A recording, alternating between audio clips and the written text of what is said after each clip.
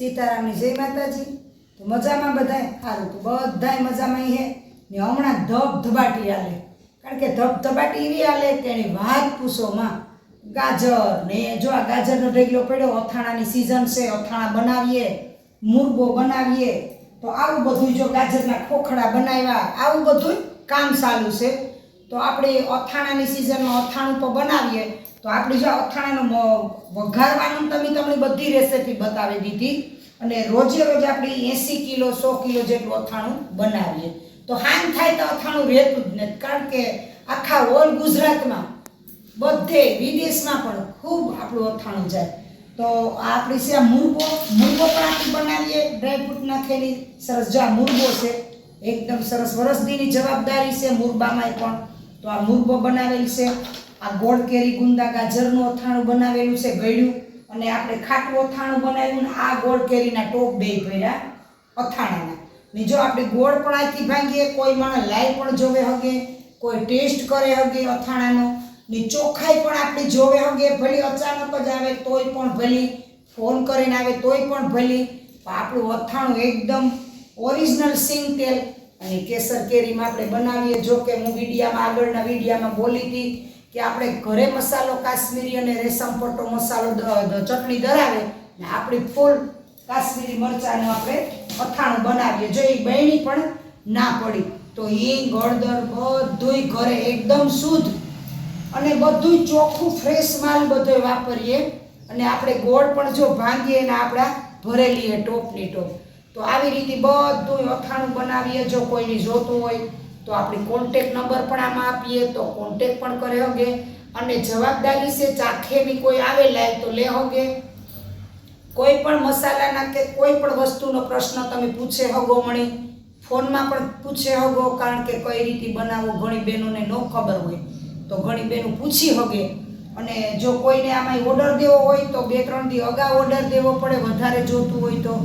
અને ફોન કરીને આવે, જો ગામડેથી આવતા હોય તો ઘણીવાર આપણે અથાણું 100 કિલો બનાવીએ તો હાંજી રહેતું ને, તો ફોન કરીને આવે ને આગળથી 2 દી ફોન કરે તો અથાણાનો ઓર્ડર પણ દે હગે ને ફ્રેશ માલ આપણી વાપરીએ।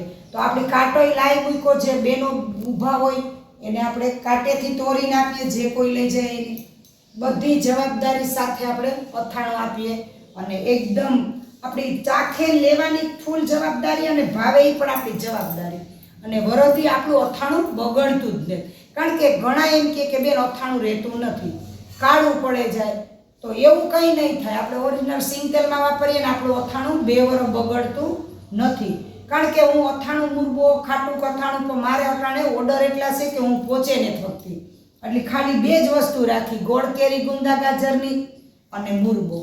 તો જેને જોતો હોય તો આપણો કોન્ટેક્ટ તાત્કાલિક કરો અને તાત્કાલિક ઓર્ડર લખાવો, અને જવાબદારી સાથે છે। તો બધાય જો અથાણું ગમ્યું હોય ને તો આપણે ઓર્ડર કરી દેજો ફટાફટ, વારોય આવતો નથી તો ઓર્ડર કરી દેજો, જ્યારે તમારો વારો આવીએ ત્યારે આપણે કોન્ટેક્ટ કરી અને કુરિયર કરી આપ્યું। તો સારું, તો ચાલો આપણે અથાણાની હવે બીજી તૈયારી કરીએ, અને ગાજરના ખોખડા પણ તૈયાર કરી લઈએ। તો આ ગાજર છે ને આપણી લે આવ્યા, કારણ કે આપણે 200 કિલો ગાજરના ખોખડા બનાવ્યા હતા, તો એટલો ઓર્ડર હતો ને કે ગાજરના ખોખડા એરિયા, કારણ કે માણાની ડિમાન્ડ ગાજરના ખોખડાની બહુ જ છે કે તમે મોતીબેન ગાજરના ખોખડા નાખજો। તો આપણે છે ને રોજે રોજ હમણાં સારા ગાજર આવે તો આપણે ગાજર લઈએ, કારણ કે ગાજર પણ મોંઘા થઈ ગયા, કારણ કે સિઝન વગરના ગાજર મોંઘા મળે, કંઈ વાંધો નહીં। તો આપણી માણા ખુશ રહીએ ને આપણે પણ ખુશ રહીએ, તો એવી રીતે આપણે જો આ ખોખડા બનાવીએ, માણાની સંતોષ થવો જોઈએ, કારણ કે ખાઈને પૈસા આપે તો એને સંતોષ જરૂર થવો જોઈએ, કારણ કે આપણે પૈસા દઈને અથાણું લીધું હોય એટલે બધું વ્યવસ્થિત કરીને જ આપવાનું છે। આપણી પ્લાસ્ટિકની બરણીમાં આપણી પેક કરી આપીએ, અને બહાર હોય તો આપણે એકદમ ટેપ પટ્ટી અને કુરિયર કરીએ ને એટલે વ્યવસ્થિત જ આપીએ આપણે, ને જો ઘરેથી લઈ જાય તો વાત અલગ જ છે। ને જો કોઈ પાસે કંઈ વાસણ ન હોય કે બહેણી ન હોય તો આપણે અહીંથી બહેણી પણ આપશું ઘરથી। તો આવી બધી સગવડ છે। તો સારું, તો જો આ બધા ગાજર તમે જોતા હે, ગાજરની સિઝન વહી ગઈ છતાંય અમે હજે ગાજરના ખોખડા ચાલુ રાખ્યા, કારણ કે એટલી ડિમાન્ડ છે માણસની। તો બધાય આપણા અથાણા એક ફેરે ચાખે, ટેસ્ટ કરે ને કોમેન્ટ કરજો કે અથાણું જે લેગા એ તો ખબર જ હે કેવું છે।